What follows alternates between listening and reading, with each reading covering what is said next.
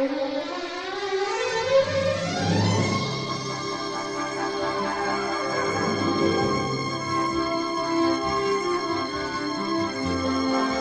Instituto Mexicano de la Radio presenta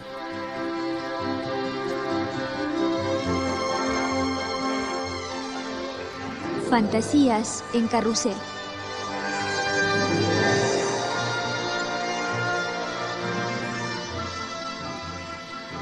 Un programa literario con René Avilés Favila.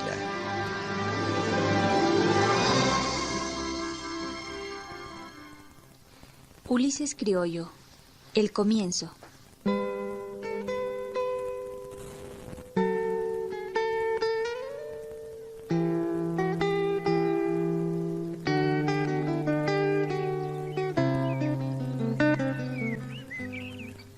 Mis primeros recuerdos emergen de una sensación acariciante y melodiosa. Era yo un retozo en el regazo materno. Sentíame prolongación física, porción apenas seccionada de una presencia tibia y protectora, casi divina. La voz entrañable de mi madre orientaba mis pensamientos y determinaba mis impulsos. Se diría que un cordón umbilical invisible y de carácter volitivo me ataba a ella y perduraba muchos años después de la ruptura del lazo fisiológico. En vano trato de representarme como era el pueblo del Sasabe primitivo. La memoria objetiva nunca me ha sido fiel. En cambio, la memoria emocional fácilmente. En nuestro pueblo, todos éramos más o menos forasteros. Se vivía del comercio internacional y de los empleos del gobierno, la aduana, el correo, el cuartel. Una de las familias vecina nuestra tenía una hija, Laura, de 8 a 10 años. Lindos ojos maliciosos y piernas ágiles. La encontraba a menudo sin hablarle, hasta que una vez di con ella estando yo en compañía de Tocho. Este Tocho era un niño rico y buen mocito. Al ver a Laura gritó: ¡Dame un beso! La chiquilla lo miró con descaro, le hizo un dengue y echó a correr, riéndose y agitando la mano en amenaza vaga. Otra vez, ya solo, tropecé casi con Laura. Llevaba yo en la mano unos caramelos. Sin darme tiempo a ocultarlos, me miró y dijo: Pepe, dame un caramelo. Toma, pero dame un beso. Cogió ella el dulce y escapó. No recuerdo que el incidente me dejara mayor impresión y quizá la hubiera olvidado de no haber tenido consecuencias. Días después, ya metido en cama, escuché que nos visitaba, según su costumbre, el viejo caballero padre de Laura. Conversó de cosas indiferentes, pero de pronto exclamó dirigiéndose a mi padre: ¿Qué cree usted que hizo el otro día su Pepillo? Pues pidió un beso a Laurita, en plena calle. ¿Será posible? Habrá que castigar a ese muchacho. Luego cambiaron de asunto y me quedé esperando el regaño que seguiría a la despedida de nuestro vecino. Al marcharse este, fingí un sueño profundo y con sorpresa vi que no me despertaba. Miren a la mosquita muerta, pidiendo un beso.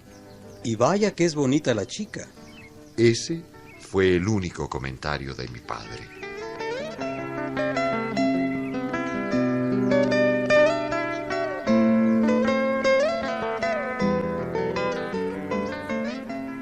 José Vasconcelos nace en 1882 en el estado de Oaxaca.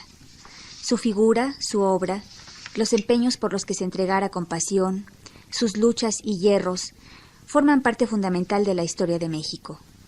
Político, escritor, literato, funcionario, pensador, erudito, comprometido con las verdades en voz alta, cuyas memorias son las de un país en formación, convulso en cada uno de sus rincones y sediento de justicia y equidad.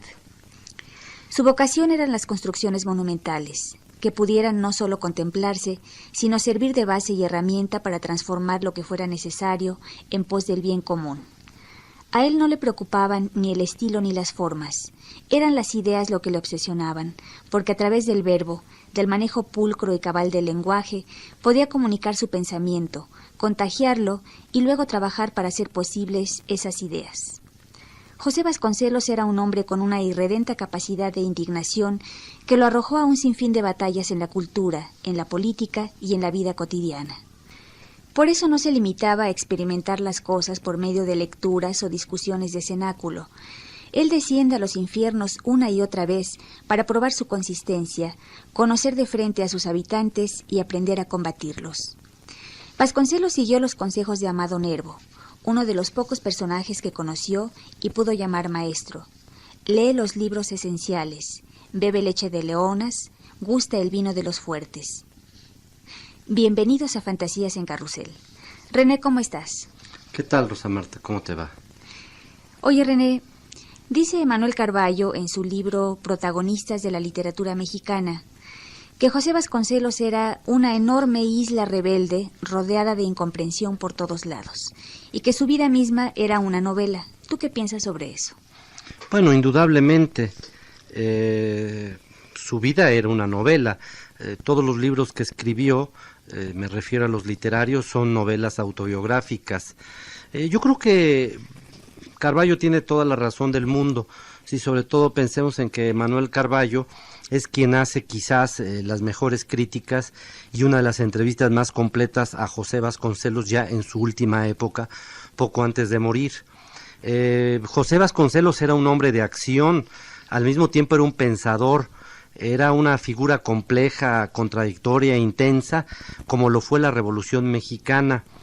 En un principio él se incorpora a la revolución con Madero, después pasa con Carranza, después de la muerte de Madero, y a Carranza le hace críticas, lo persiguen, tiene que salir del país. En fin, en 1914 es nombrado director de la Escuela Nacional Preparatoria y en donde empieza a delinear su gran trabajo como funcionario, el trabajo que lo va a hacer prácticamente inmortal, ya que va a hacer algo que nunca se había hecho, poner la cultura al alcance popular. Sin embargo, llega el gran momento en que tiene que chocar no solo con el sistema político que se ha formado después de la Revolución Mexicana, sino con todo el país. Hablo de 1929, en el momento en que él se lanza como candidato a la presidencia de la República. Ya antes había fallado en el intento de ser gobernador de su estado natal, Oaxaca, y va en contra del candidato oficial, que es Pascual Ortiz Rubio, que han ocupado la presidencia de México. Hay un enorme fraude electoral, de esos que nos hemos especializado en llevar a cabo en México, y Vasconcelos se queda solo, se queda humillado, se queda ofendido, frente no solo frente al sistema, sino, repito, frente al país. Hay algo que es muy impresionante porque hace un manifiesto y convoca a una nueva revolución. Convoca a que lo sigan y a tomar las armas, y nadie lo sigue, nadie toma las armas. Para 1929-30, si el país está exhausto, no quiere más revoluciones, todavía queda por ahí la guerra cristera, de tal manera que ya es un momento poco oportuno para llamar a las armas.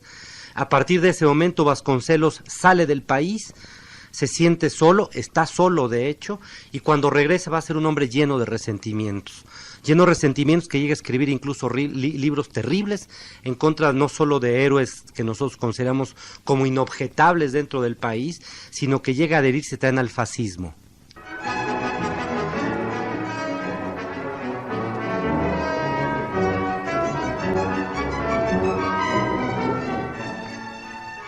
Los amigos del Ateneo me nombraron su presidente para el primer año maderista, no por homenaje, sino en provecho de la institución cuya precaria vida económica yo podría aliviar. Incorporé a casi todos los miembros del Ateneo al nuevo régimen político nacional. Con este objeto se amplió el radio de nuestros trabajos, creándose la primera universidad popular. Las sesiones del Ateneo concluían cada viernes en algún restaurante de lujo. Ya no era el cenáculo de los amantes de la cultura, sino el círculo de amigos con vistas a la acción política. Antonio Caso fue quizá el único que no quiso mezclarse en la nueva situación. Nosotros iniciábamos en el Ateneo la rehabilitación del pensamiento de la raza. Madero, por su parte, rompía en el orden diplomático el precedente porfirista. un buen embajador en Washington, el resto sale sobrando. Madero, después de Alamán, fue el primer gobernante de México que quiso reconocer no solo los intereses morales, sino de comercio que hay en el sur. Buscaba hacer patente nuestra solidaridad con la porción hispánica de América. La circunstancia de haberse educado Madero fuera de las fronteras nacionales, en medios como París y San Francisco, donde los hombres de habla española se reconocen como parientes, le dio una visión del problema americano que no suelen poseer los nacionalistas de campanario.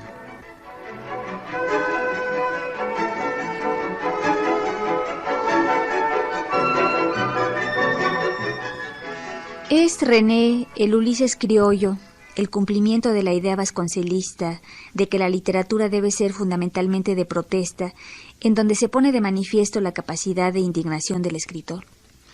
Mira, aquí hay dos grandes líneas en Vasconcelos. Una línea es en donde están sus libros de filosofía, por ejemplo, donde están sus libros de pensador, de maestro, de académico, de filósofo, en una palabra.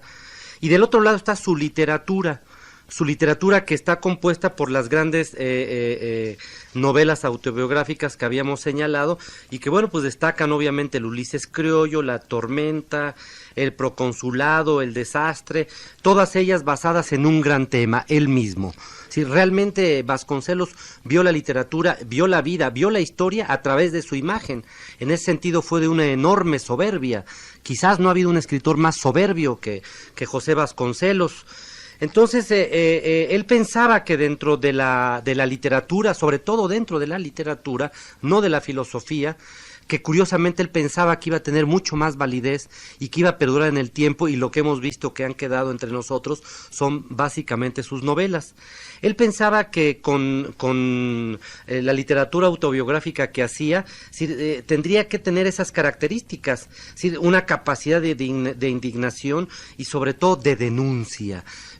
Quizás Vasconcelos, como ningún otro escritor, utilizó la literatura para denunciar, para señalar los grandes vicios del sistema político mexicano y del mexicano también. Entonces, bueno, pues sí, en efecto, la pregunta es correcta. Yo creo que Vasconcelos siempre vio a la literatura como un arma, y tal vez como un arma política.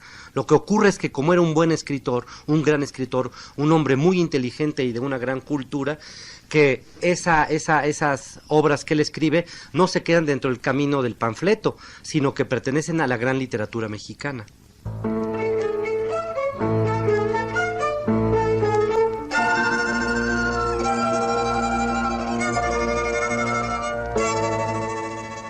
Era una Venus elástica, de tipo criollo, provocativo y risa voluptuosa.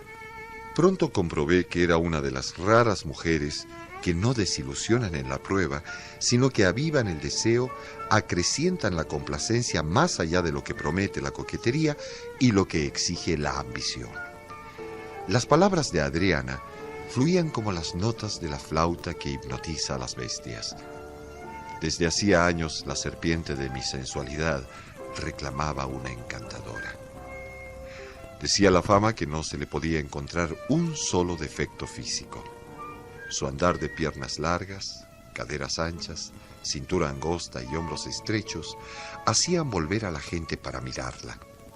Tan rara perfección del demonio andaba ya por los 30 y no había llegado a bailarina famosa ni reina. De broma solía decirle que era el mejor de los botines revolucionarios, por lo que yo me la adjudicaba. Era perseguida de pretendientes y de murmuradores. Para dormir a su lado era preciso guardar un ojo en acecho. Uno de los más recientes caprichos de Adriana había sido presentarse en una asamblea de estudiantes de medicina, donde se hacía censura de su gestión como enfermera de campaña. Al principio su belleza se impuso, pero se mostró gobiernista en su discurso. Ciertos galanteadores despechados hicieron correr la voz de que era amante de Madero. La heroica asamblea se puso a sitiarla.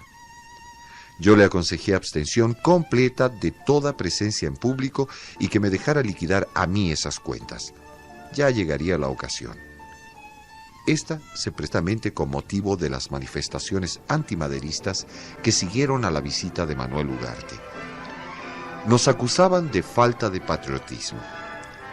Crecidos en sus exigencias, los alumnos de jurisprudencia echaban de la dirección a Luis Cabrera. Otro grupo se había ido a buscar profesores del porfirismo para fundar la Escuela Libre de Derecho. Para campeones de la ley, buscaban a los antiguos servidores de la tiranía. La prensa tomó partido de la juventud. Yo hice unas declaraciones en donde recordaba el envilecimiento de la clase estudiantil durante el porfirismo. Hacía memoria de las mascaradas de adhesión al caudillo, encabezadas con los estandartes de las escuelas que tantas veces así deshonramos. Que no anduvieran hablando de la libre escuela de jurisprudencia, porque no había sabido serlo durante la tiranía y ahora abusaba de la libertad. Que no se ufanaran nada más de ser jóvenes, porque se podía ser joven y servil, como lo fuera la mayoría que no se conmovió con nuestra prédica revolucionaria, que no contribuyó al peligro ni oyó la voz del deber. Una palpitación de odio contra mí conmovió a la ciudad. Varios miles de colegiales avanzaban hacia mi despacho gritando mueras. Por la lengua ingenua de la juventud hablaba el rencor anónimo. Cerré mi balcón, me situé frente al callejón de los Azulejos. Allí, con la salida franca, escuché la algarabía. Los manifestantes llegaron ya fatigados y como mi balcón estaba a oscuras, duraron poco en su labor ofensiva. La sorpresa de encontrarme a pie, revuelto entre ellos, me dio tiempo para cambiar de calle y perderme de nuevo entre la gente. No había querido que uno solo de mis amigos me acompañara en el trance, porque secretamente y en sitio previamente convenido me esperaba Adriana. Ahora, ¿qué haría yo? Qué bien les había dolido el castigo. ¿Y qué más iba yo a decirles? Por lo pronto, resolvimos cenar juntos. Después, si los muchachos hubieran podido imaginar mi gratitud, pocas veces un vencedor fue tan ampliamente recompensado.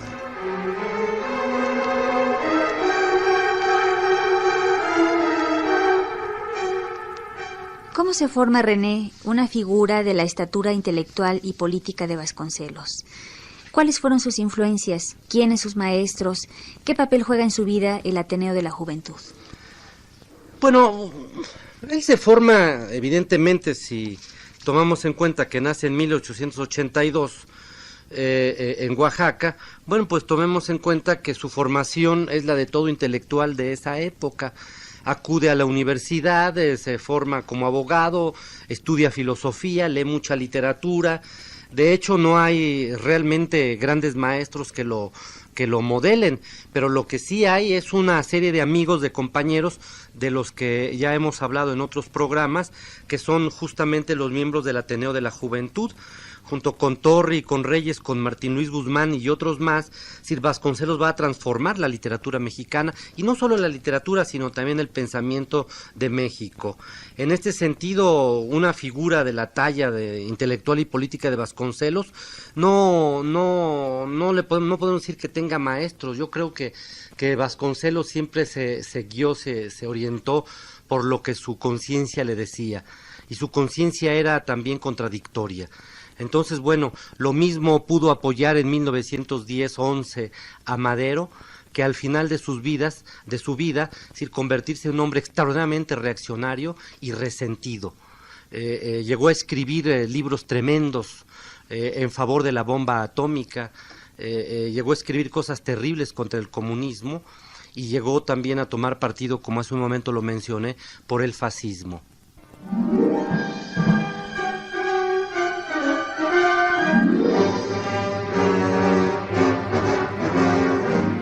No me golpearon allí mismo, porque tenían atada la voluntad.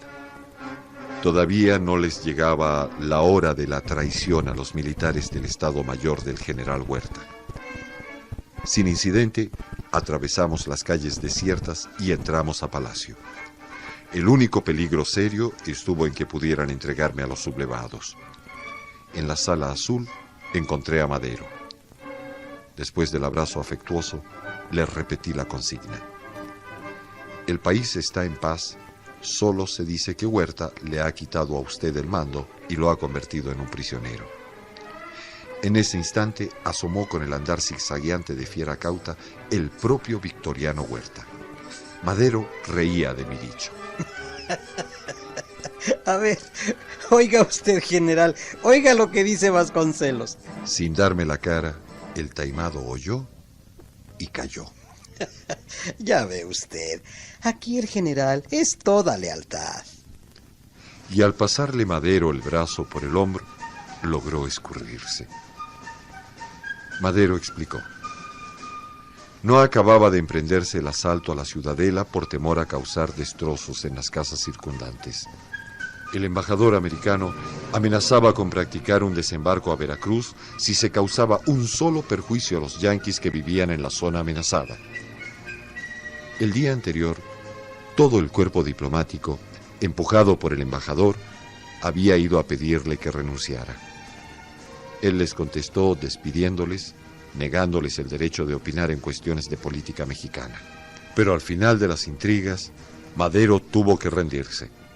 Apenas levantados los muertos, reunió a los pocos que estaban con él y se asomó al balcón de palacio y llamar al pueblo en su auxilio. Afuera, las calles totalmente desiertas demostraban el cuidado que había tenido Huerta de aislar a su prisionero. Además, el pueblo no había querido moverse. En todas partes se nos acogió con recelo. Y tenían razón. No les dábamos armas. La ciudad ya no era nuestra. El comandante desleal, en 8 días, se había apoderado de todos los servicios. Por otra parte, es mucho más fácil llevar a un pueblo a tirar un gobierno que a defenderlo.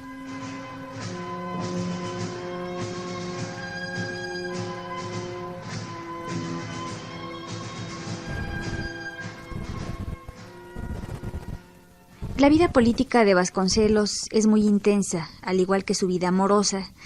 Él decía que quería tener libertad para pecar a gusto. Quería conocer el cielo y la tierra, el infierno y el purgatorio. ¿Cómo concilia ambas cosas, René? Alguien como él, que dice frases de este tipo. Ahora vivimos en el PRI, que representa a un porfirismo colectivista. Bueno, yo creo que Vasconcelos era una personalidad sumamente compleja. Así no se hace la historia, pero tal vez si él gana la presidencia de la República en 1929, seguramente hubiésemos tenido un intelectual y un político y un literato con otras características. Pero de todas maneras, él fue un hombre que vivió con mucha intensidad la vida. En sus libros propiamente de memorias, en sus textos más autobiográficos que no sus novelas, en donde él habla de sus encuentros con Estados Unidos, con el resto de América Latina, con Europa, vemos a un hombre realmente complejo. No es sencillo estudiar ni leer a Vasconcelos. Su breve historia de México, por ejemplo, es una ruptura con toda la versión oficial de la historia en México. Es decir, palabras terribles para Benito Juárez, reivindicaciones para los conservadores. Es decir, es un hombre que parece no tener nada que ver con la Revolución Mexicana, que en un momento también representó. Ahora, él conoció muy bien, porque vivió hasta 1959, lo que significaba el PRI, y si hace un momento estábamos encontrando un paralelismo entre lo que es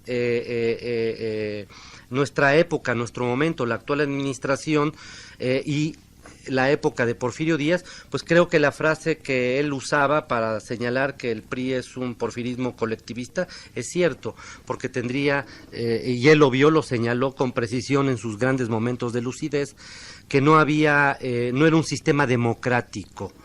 Y a la fecha pues son los grandes problemas que el país sigue viviendo y que Vasconcelos pudo ver perfectamente. Lo que pasa es que en efecto ya era un hombre solitario, ya era un hombre sin seguidores, y era un hombre que estaba abandonado prácticamente en la Biblioteca de México, en donde pasó sus últimos días.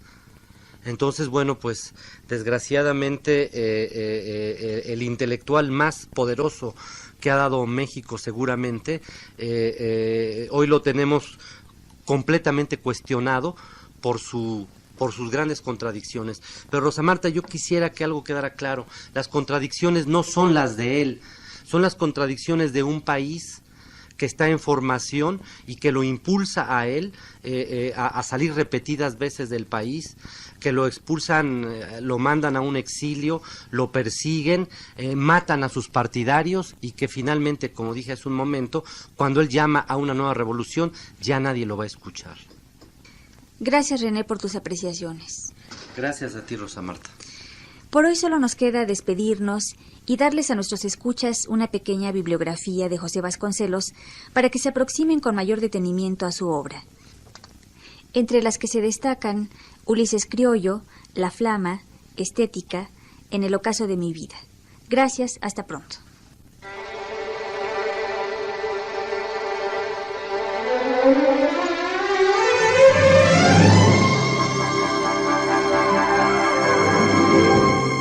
El Instituto Mexicano de la Radio presentó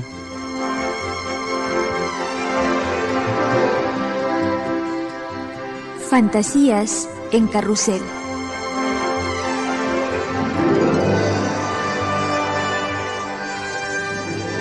Un programa literario con René Avilés Favila. En los controles técnicos, Pablo Soto y Héctor Flores. Musicalización, Vicente Morales. Guión, Jairo Calixto Albarrán. Narración, Patricio Castillo. Voces, Rafael Rocha, Ángeles Grajeda y Manuel Villalpando. Asistencia de producción, María Estela Hernández. Producción, Diana Constable. Conducción, Rosa Marta Jasso.